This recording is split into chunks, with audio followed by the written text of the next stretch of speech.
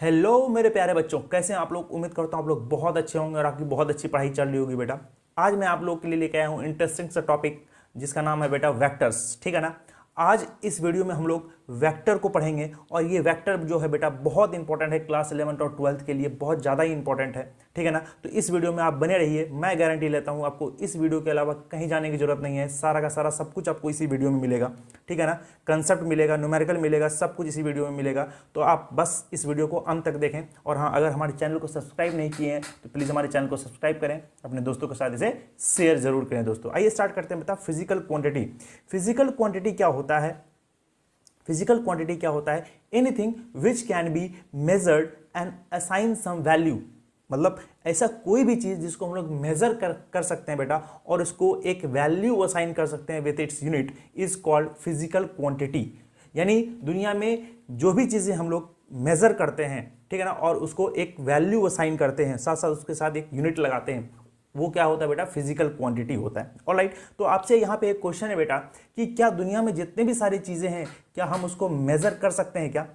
क्या मेजर कर पाएंगे क्या सारी चीज़ों को? तो इसका जवाब है बेटा नहीं। बेसिकली बहुत सारी ऐसी चीज़ें हैं जिसको हम लोग मेजर नहीं कर सकते हैं, जैसे लव हो गया, अफेक्शन हो गया, अट्रैक्शन हो गया, जो भी है, ठीक है ना। तो बेसिकली हम लोग मेजर नहीं कर सकते हैं दोस्तों। ठीक है ना। तो यानी ये सारी चीज़ें जो है बेसिकली वो अनमेजरेबल हैं, इसको मेजर नहीं कर सकते हैं। ठीक है ना। तो फिजिकल क्वांटिटी क्या है मोटे शब्दों में अगर बात करें तो बेसिकली ऐसे क्वांटिटीज जिसको हम लोग मेजर कर सकते हैं और सर्टेन वैल्यू असाइन कर सकते हैं, वो क्या है बेटा? हमारे पास फिजिकल क्वांटिटी है। इसी फिजिकल क्वांटिटी को हम लोग दो पार्ट में बांटेंगे बेटा। किस में बांटेंगे बेटा? दो पार्ट में। पहला होगा बेटा स्केलर और दूसरा होगा वेक्टर। तो यहां हमने फिजिकल क्वांटिटी को, ये जो फिजिकल क्वांटिटी है, हमने एक स्केलर क्वांटिटी में बांट रखा है और दूसरा वेक्टर क्वांटिटी में बांट रखा है। ऑलराइट। तो सबसे पहले जानते हैं बेटा वेक्टर या फिर स्केलर क्या होता है, इसको पहले जान लेते हैं, फिर वेक्टर के बारे में आएंगे। ठीक है ना। तो स्केलर क्वांटिटी क्या होता है? Any physical quantity which is defined only by its magnitude. यानी एक ऐसा फिजिकल क्वांटिटी जिसको हम लोग सिर्फ और सिर्फ किससे डिफाइन कर सकते हैं बेटा? उसके मैग्नीट्यूड से डिफाइन कर सकते हैं। उसको क्या बोलेंगे बेटा? Scalar quantity. आइए उसका बेटा एग्जांपल देखते हैं। एग्जांपल है बेटा कि डिस्टेंस, स्पीड हो गया, वर्क हो गया, डेंसिटी हो गया, टाइम हो गया। यहां पे आप एक मास भी ले सकते हो बेटा। क्या ले सकते हो? एक मास भी ले सकते हो। और बहुत सारे एग्जांपल, बहुत सारे, जैसे कि हम लोग फिजिक्स पढ़ेंगे तो सारे के सारे क्वांटिटीज को अच्छे से देख लेंगे। ठीक है। लेकिन मैंने यहाँ पे कुछ सर्टेन एग्जांपल्स लिए हैं, इससे ज़्यादा भी एग्जांपल्स हो सकता है, कोई दिक्कत नहीं है। ठीक है ना। जैसे जैसे आप फिजिक्स में आगे बढ़ेंगे वैसे वैसे आपको पता पड़ता जाएगा। ठीक है ना। तो बेसिकली अगर मास की बात करें तो वो भी क्या है बेटा? वो भी क्या है? वो भी एक स्केलर क्वांटिटी है। मतलब कि इसके पास सिर्फ और सिर्फ क्या होगा बेटा? डायरेक्शन होगा। तो इंपॉर्टेंट बात क्या है स्केलर क्वांटिटी में? यानी एक ऐसा फिजिकल क्वांटिटी जिसके पास क्या होगा बेटा? सिर्फ और सिर्फ क्या होगा? मैग्नीट्यूड होगा। क्या होगा बेटा? मैग्नीट्यूड होगा। उसके पास कोई भी डायरेक्शन नहीं होगा। फॉर एग्जाम्पल डिस्टेंस हो गया, स्पीड हो गया, डेंसिटी हो गया, प्रेशर हो गया, ठीक है ना। ये सब क्या है बेटा? ये सब आपके स्केलर क्वांटिटी है। मास हो गया। एक एग्जांपल लेता हूं कि अगर आप सर्टेन मास को किसी भी जैसे आप ग्रोसरी शॉप जाते हो बेसिकली, तो आप वहां पे क्या बोलते हो कि certain KG of some pulses दे दीजिए या फिर कुछ सर्टेन केजी ऑफ शुगर दे दीजिए। लेट्स एग्जांपल सेट करते हैं बेटा, जैसे 5 केजी ऑफ शुगर। तो 5 केजी यहाँ पे क्या है बेटा? ये मैग्नीट्यूड है बेटा। ये क्या है बेटा? मैग्नीट्यूड है। इसका कोई डायरेक्शन वगैरह नहीं होता है। क्या कभी आपने कभी सुना 5 KG along west, 5 KG along north, 5 KG upward, 5 KG downward? ऐसा नहीं सुना ना। बेसिकली हम लोग मास को डिफाइन करने के लिए सिर्फ एक चीज का इस्तेमाल करते हैं, वो है मैग्नीट्यूड। उसके डायरेक्शन को डिफाइन नहीं किया जाता है। ऑलराइट। तो इसका मतलब ये हुआ कि scalar quantities are those quantities which have only magnitude. Alright. चलिए आगे बढ़ते हैं बेटा वेक्टर पे। वेक्टर क्या होता है बेटा?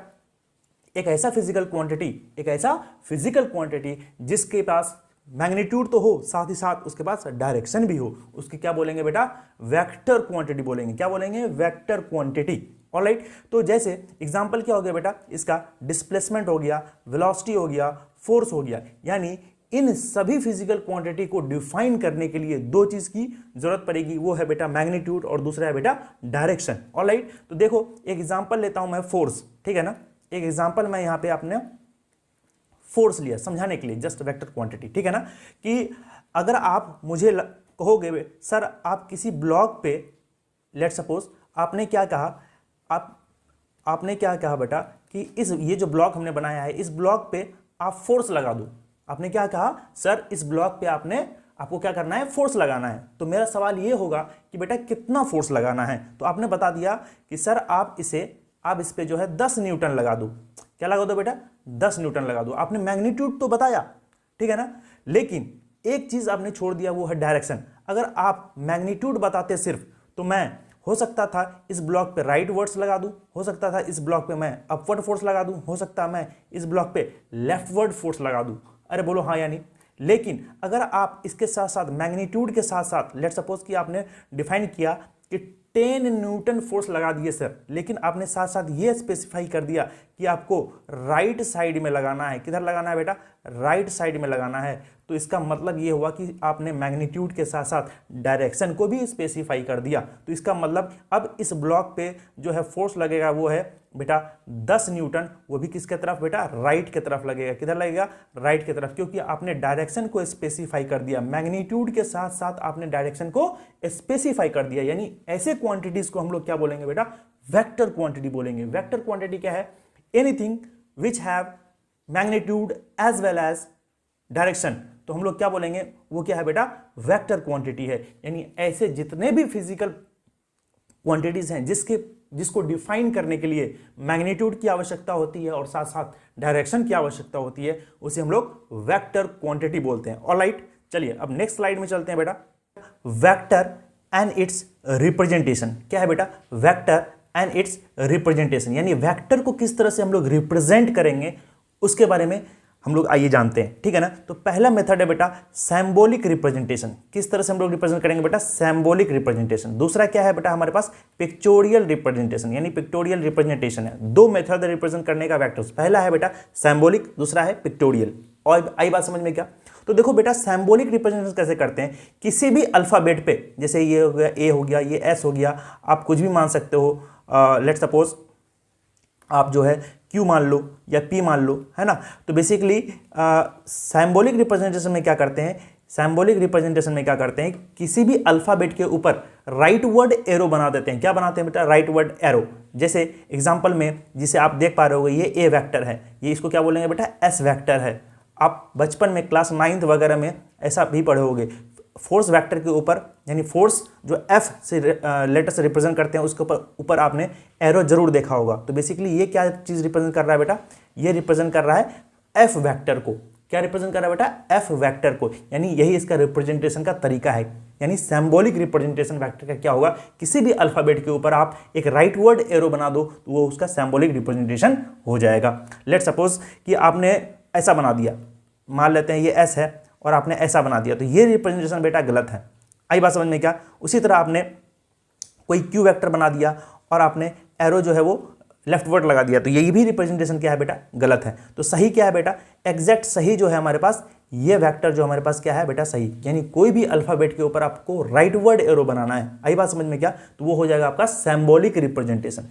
आइए अब चलते हैं बेटा पिक्चोरियल रिप्रेजेंटेशन क्या होता है। पिक्चोरियल रिप्रेजेंटेशन हम लोग क्या करेंगे बेटा, किसी भी वेक्टर को एक एरो से रिप्रेजेंट करते हैं। किससे रिप्रेजेंट करेंगे बेटा, एरो से रिप्रेजेंट करेंगे, ठीक है ना। ये जो एरो होगा, तो एरो का एक हेड होगा और ये क्या होगा बेटा, टेल होगा, ठीक है ना। ये एरो का क्या है बेटा, हेड, और ये एरो का क्या है, टेल है। और ये जो पार्ट है एरो का, जो लेंथ है बेसिकली, ठीक है ना, इसको बोलेंगे बेटा मैग्नीट्यूड। क्या बोलेंगे बेटा, मैग्नीट्यूड। ऑलराइट, तो जिधर होगा हेड एरो का, जिधर होगा हेड एरो का, उधर होगा वेक्टर का डायरेक्शन। इंपॉर्टेंट बात। लेट सपोज कि मान लेते हैं एक वेक्टर ये है, तो बेसिकली इस वेक्टर को हमने नाम दे दिया कुछ एस वेक्टर। आई बात समझ में क्या। ये हो गया आपका सिंबॉलिक रिप्रेजेंटेशन और ये हो गया आपका पिक्टोरियल रिप्रेजेंटेशन।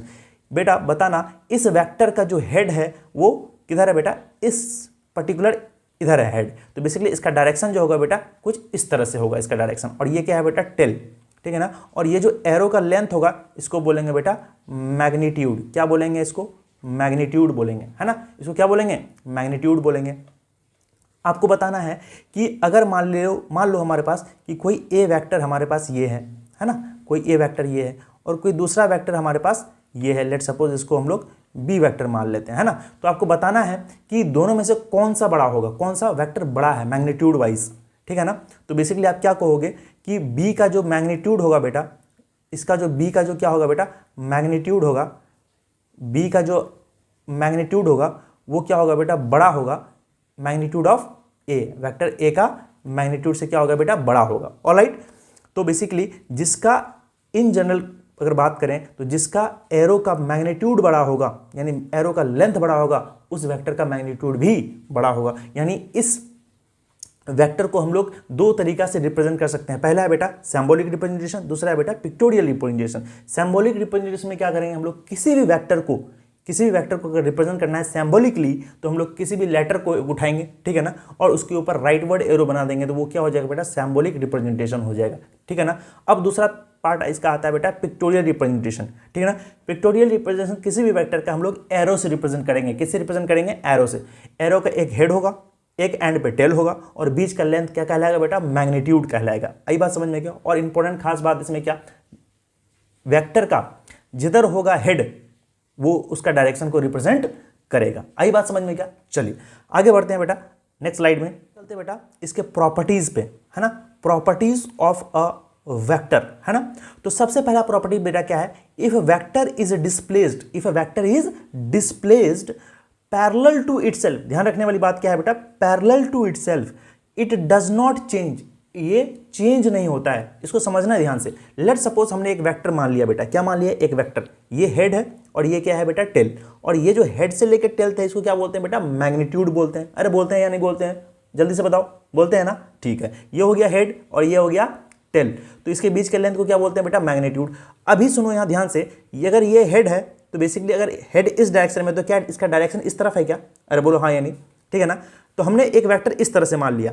हमने क्या कहा कि अगर इस वेक्टर को आप पैरेलली शिफ्ट करोगे तो वेक्टर में कोई भी चेंज नहीं होगा। लेट सपोज हमने इस वेक्टर को उठा के यहाँ से यहाँ ऐसे कर दिया, क्या हमने इसको यहाँ से यहाँ किया तो क्या ये पैरेलल शिफ्टिंग नहीं है क्या बेटा, पैरेलल शिफ्टिंग है ना। तो पैरेलल शिफ्टिंग से क्या होगा, वेक्टर में कोई भी चेंज नहीं होगा। पहले ओरिजिनल पोजीशन ये था, अब देखो इस वेक्टर का डायरेक्शन किधर था बेटा, राइटवर्ड, और इसका कुछ ना कुछ मैग्नीट्यूड था। अरे बोलो हाँ या नहीं।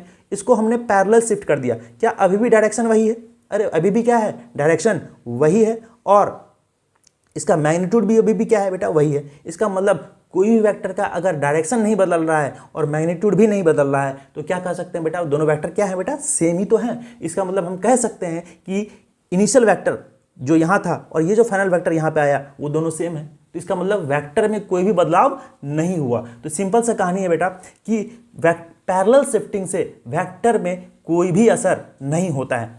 तो पैरेलल शिफ्टिंग कैसे कैसे हो सकता है, देखो एक ऐसा पैरेलल शिफ्टिंग होता है, एक वेक्टर मान लेते हैं यहाँ पे है, इसको हमने ऊपर कर लिया, क्या ये पैरेलल शिफ्टिंग है। इसको हमने नीचे कर लिया, ये भी पैरेलल शिफ्टिंग है। इसको हमने पीछे कर दिया, ये भी पैरेलल शिफ्टिंग है। इसको हमने आगे कर दिया, वो भी हमारा क्या है बेटा, पैरेलल शिफ्टिंग है। तो बेसिकली पैरेलल शिफ्टिंग जो है वो ये चार पॉसिबल तरीके से हो सकता है। अगर मैंने इस वेक्टर को ऐसे कर दिया, क्या ये वेक्टर अब सेम रहा क्या, अब वेक्टर सेम नहीं रहा। हालांकि इसके मैग्नीट्यूड में कोई चेंज नहीं आया, लेकिन इसका डायरेक्शन बदल गया। जो पहले राइटवर्ड था अब राइटवर्ड नहीं रहा। तो बेसिकली वेक्टर्स के अगर दोनों में से कोई एक चीज चेंज होता है, इधर मैग्नीट्यूड और डायरेक्शन, तो वेक्टर क्या हो जाता है बेटा, बदल जाता है।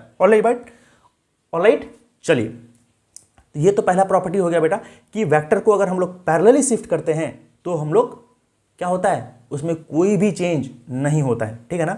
अब हम लोग आते हैं बेटा दूसरे पॉइंट पे, multiplying a vector with a positive number gives a vector b is equal to alpha a whose magnitude is changed by a factor alpha but direction remains same। अब देखो क्या होता है बेटा, किसी भी वेक्टर्स को आप किसी भी पॉजिटिव नंबर से अगर मल्टीप्लाई करोगे, किसी भी वेक्टर को आप पॉजिटिव नंबर से मल्टीप्लाई करोगे तो वेक्टर के डायरेक्शन में कोई भी चेंज नहीं होगा। यानी वेक्टर का जो ओरिजिनल डायरेक्शन था वही अब क्या रहेगा बेटा, फाइनल डायरेक्शन हो जाएगा, ठीक है ना। मतलब फाइनली वही रहेगा, मतलब डायरेक्शन में कोई भी चेंज नहीं होगा। लेकिन हाँ ये हो सकता है कि उसके मैग्नीट्यूड्स वगैरह में चेंज आ सकता है। ऑलराइट, तो अकॉर्डिंग टू अल्फा, ठीक है ना। तो बेसिकली अगर आप पॉजिटिव नंबर कोई भी अल्फा है, लेट सपोज हमने क्या मान लिया, अल्फा, पॉजिटिव नंबर अल्फा से अगर मल्टीप्लाई करते हो किसी भी वेक्टर को तो उसके मैग्नीट्यूड चेंज हो सकते हैं लेकिन उसके डायरेक्शन में कोई बदलाव नहीं होगा। ऑलराइट, तो अब नेक्स्ट पॉइंट पे चलते हैं बेटा कि मल्टीप्लाइंग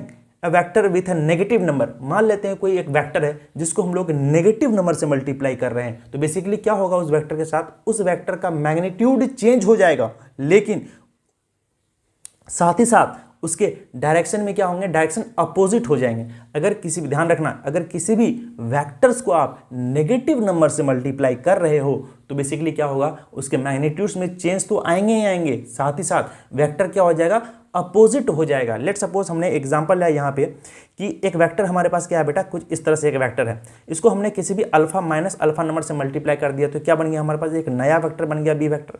लेकिन आप देख सकते हो क्या कि इसके मैग्नीट्यूड में अंतर तो आया, साथ ही साथ ये जो वेक्टर है वो डायरेक्शन क्या हो गया बेटा, अपोजिट हो गया।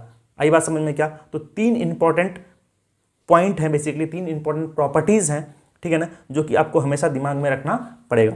पहला प्रॉपर्टीज क्या है कि अगर वेक्टर को हम लोग पैरेलली शिफ्ट करते हैं तो वेक्टर में कोई भी चेंज नहीं होगा। ऑलराइट, दूसरा प्रॉपर्टीज ये है कि अगर किसी भी पॉजिटिव नंबर से आप वेक्टर को मल्टीप्लाई करते हो तो बेसिकली मैग्नीट्यूड में चेंज तो आएगा लेकिन उसके डायरेक्शन में कोई भी चेंज नहीं होगा। तीसरा प्रॉपर्टीज ये है बेटा कि अगर किसी वेक्टर को आप नेगेटिव नंबर से मल्टीप्लाई करते हो तो फिर उसके मैग्नीट्यूड्स में चेंज तो आएगा ही आएगा, साथ ही साथ उसके डायरेक्शन में भी चेंज आएगा और डायरेक्शन जो है बेसिकली रिवर्स हो जाएगा, यानी उसके जस्ट अपोजिट हो जाएगा। ऑलराइट, चलिए अगले वाले स्लाइड में मूव करते हैं हम लोग।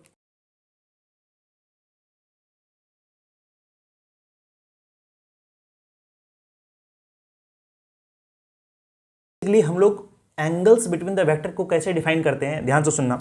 Angle between the vectors are always taken when they are joined tail to tail, यानी दो वेक्टर्स के बीच का एंगल तभी दे पाएंगे बेटा जब हम लोग दो वेक्टर्स को टेल टू टेल ज्वाइन करेंगे। आपको टेल पता है ना, और हेड पता है ना, और मैग्नीट्यूड भी पता होगा, है ना। तो जब दो वेक्टर्स को टेल टू टेल ज्वाइन करते हैं तो हम लोग क्या, उसके बीच वाला जो एंगल होता है, उससे बनने वाला जो एंगल होता है बेसिकली, ठीक है ना, उसको हम लोग एंगल बिटवीन टू वेक्टर्स कहा जाता है। और एक बात और खास बात दिमाग में रखने लायक कि the angle must lie between 0 से 180 के बीच में लाई करना चाहिए, ठीक है ना। लेट सपोज हमने कोई वेक्टर मान लिया ए, कुछ इस तरह से हमने वेक्टर मान लिया, और ये हमने क्या मान लिया बेटा, वेक्टर कुछ इस तरह से बी मान लिया। तो बताओ इस ए और बी के वेक्टर बीच का एंगल कितना है बेटा, थीटा। क्यों ऐसा बोल रहे हैं हम, देखो ध्यान से, क्योंकि बी वेक्टर का भी टेल यहाँ पे है और ए वेक्टर का भी टेल यहीं पे है। क्या ये दोनों वेक्टर्स का टेल टू टेल कॉन्साइड हो रहा है या नहीं हो रहा है, टेल टू टेल कॉन्साइड हो रहा है। तो हम लोग क्या बोलेंगे बेटा, दो वेक्टर्स के बीच का एंगल कितना है, थीटा। अब इस केस में बताओ क्या इन दोनों वेक्टर्स के बीच का एंगल थीटा है या नहीं है या नहीं है। ध्यान सुनना, थीटा नहीं है बेसिकली। ध्यान से सुनना कैसे, देखो यहाँ ध्यान से कि ये जो वेक्टर है हमारे पास, मान लेते हैं ये एस वेक्टर और ये हम लोग टी वेक्टर मान लिया, कुछ क्या मान लिया, टी वेक्टर मान लिया, है ना।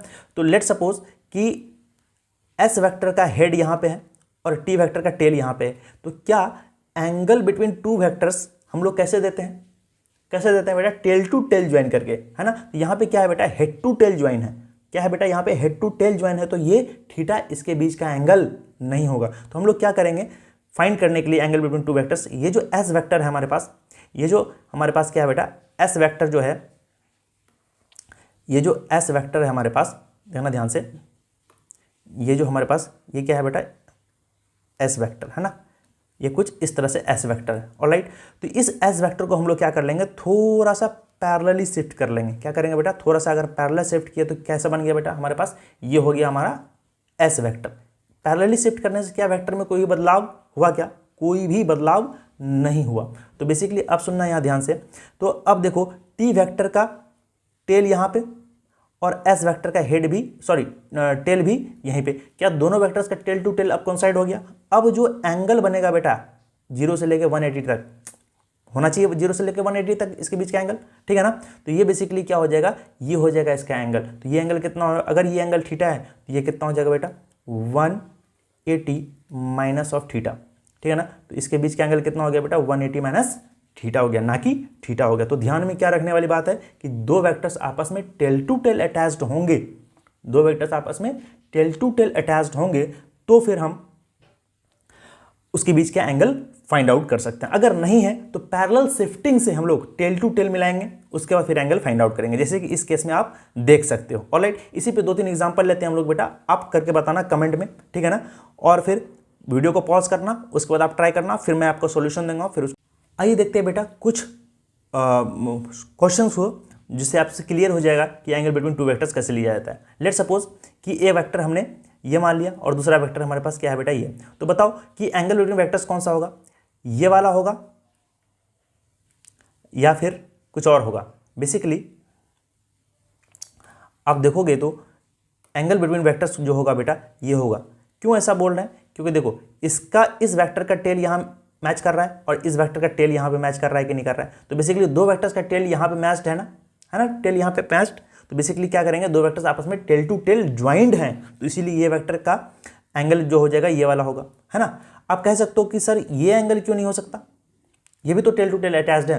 तो बेसिकली ये एंगल नहीं लेंगे अपने, ये एंगल हम लोग को नहीं लेना है। क्यों नहीं लेना है, क्योंकि हमने पढ़ाया था कि एंगल बिटवीन टू वेक्टर्स जो लेते हैं वो 0 से 180 के बीच में होना चाहिए। तो क्या ये वेक्टर जो है, यानी ये जो एंगल है, क्या ये जो एंगल है आपका 0 से लेके 180 तक है क्या, नहीं ना। ये एंगल आपका 0 से लेके 180 तक है, ये वाला देखो, ये वाला 0 से लेके 180 तक, है ना। करेक्ट है क्या, यानी करेक्ट कौन सा हो जाएगा, ये वाला हो जाएगा। नेक्स्ट प्रॉब्लम पे आते हैं बेटा। देखो इन दोनों वेक्टर्स के बीच में एंगल कैसे निकालेंगे, तो देखो यहाँ पे कि इस वेक्टर का हेड यहाँ पे और इस वेक्टर का टेल यहाँ पे, तो हेड टू टेल अटैच्ड है। अरे कौन सा अटैचमेंट है यहाँ पे, हेड टू टेल। तो एंगल बिटवीन टू वेक्टर्स कैसे देंगे, टेल टू टेल अटैच करके देंगे। अब सुनना यहाँ पे, तो क्या करेंगे हम लोग, इस वेक्टर को हम लोग क्या करेंगे बेटा, पैरेलली शिफ्ट करेंगे, जैसे हम लोग अभी लास्ट स्लाइड में किए थे, है ना। इसको हम लोग क्या किए बेटा, पैरेलली शिफ्ट कर दिया, तो वेक्टर इधर आ गया। अरे आया कि नहीं आया, है ना। अब जो एंगल होगा, ये एंगल हमारे पास क्या होगा बेटा, दो वेक्टर्स के बीच का एंगल होगा, है ना।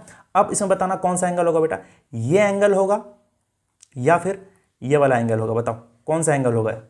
क्योंकि यहाँ पे वेक्टर्स आप देख सकते हो टेल टू टेल अटैच्ड है ना।